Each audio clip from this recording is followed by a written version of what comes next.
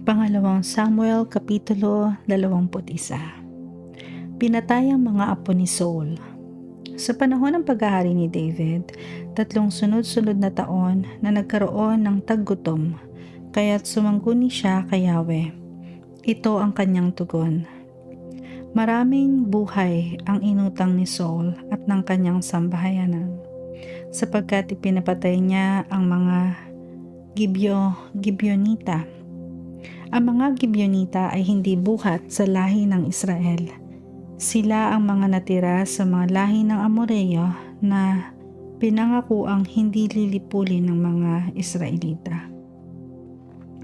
Ngunit sila'y sinikap lipulin ni Saul dahil sa pagmamalasakit niya para sa mga taga-Israel at Juda.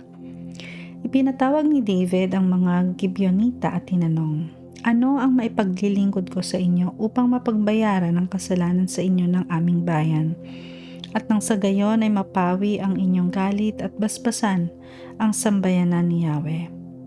Sumagot sila, "Ang sama ng loob namin kay Saul at sa kanyang sambayanan ay hindi kayang tumbasan ng ginto at pilak, ngunit ayaw rin naming pumatay ng sinuman sa Israel. Kung gayon, ano ang dapat kong gawin para sa inyo?" tanong ni David. Sumagot sila, "Hinangad po ng Saul na iyon na ubusin ang lahi namin sa Israel. Kaya ibigay ninyo sa amin ang 7 sa mga lalaking mula sa kanyang angkan at bibitayin namin sila sa Gibeon sa harapan ni Yahweh." "Sige, ibibigay ko sila sa inyo," sagot ni David.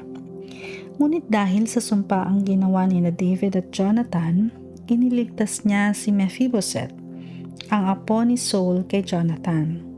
Ang ibinigay ng hari ay sina Armoni at isang Mephibosheth din ang pangalan. Mga anak ni Saul kay Rizpah na anak ni Aya, at ang 5 anak ni Adriel kay Merab.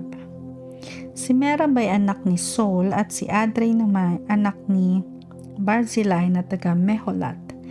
Ibinigay ni David sa mga Gibeonita ang 7 ito at sila'y sama-samang binigti sa bundok sa harapan ni Yahweh.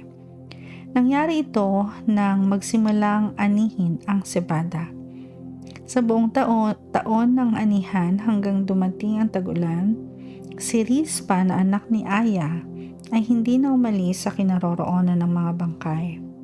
Gumawa siya ng isang silungang sako sa ibabaw ng isang malaking bato at binantayan ng mga bangkay upang hindi makain ng mga ibon at maiilap na hayop. Nang mabalitaan nito ni David, ipinakuha niya ang bangkay ni Saul at ni Jonathan sa mga pinuno ng Jabes Gilead. Ninakaw ng mga ito ang bangkay ni Saul at Jonathan sa Bethsan at ibinitin doon ng mga Filisteo noong araw na sila'y mapatay sa Gilboa. Ipinakuha nga niya mga bangkay ni Saul at Jonathan at isinama sa mga bangkay ng 7 binigti sa bundok. Pagkatapos dinala nila ito sa libingan ng kanyang amang si Kish sa lupain ng Benjamin sa Zela. Ang lahat ng iniutos ng hari ay natupad at mula noon dininig ni Yahweh ang kanilang dalangin para sa bansa. Nalupig ang mga higante. Dumating ang araw na nagdidigmaan muli ang mga Filisteo at mga Israelita. Sumama si David sa kanyang mga kawal sa pakikipaglaban. Sa isang labanan ay lubhang napagod si David. Papatayin na sana siya ng higanteng si Esbi-Boneb na may dalang bagong espada at sipat na may 3.5 kilo ang bigat. Ngunit tinulungan ni Abisai na anak ni Zeruah si David at pinatay ang higanteng Filisteo. Mula noon, pinasumpaan nila si David na hindi na siya muling sasama sa labanan. "Ikaw ang ilaw ng Israel. Ayaw naming mawala ka sa amin," sabi ng mga kawal ni David. Hindi nagtagal at muling naglaban ng mga Israelita at ang mga Filisteo. Nangyari naman ito sa Gob at doon napatay si Sibekai na Husatita ang higanteng si Saph. Sa isa pang sagupaan sa Gob laban sa mga Filisteo, napatay naman si Elhanan, anak ni Jair, na taga Bethlehem, si Goliath na taga Geteo.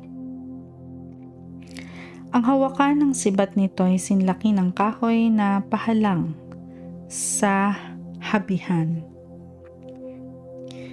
Sa isa namang labanan sa Gath, mayroong isang higante na 24 ang daliri. Tig-anim bawat paat kamay. Hinamon nito ang mga Israelita, ngunit napatay naman ni Jonathan na pamangkin ni David sa kanyang kapatid na si Simea.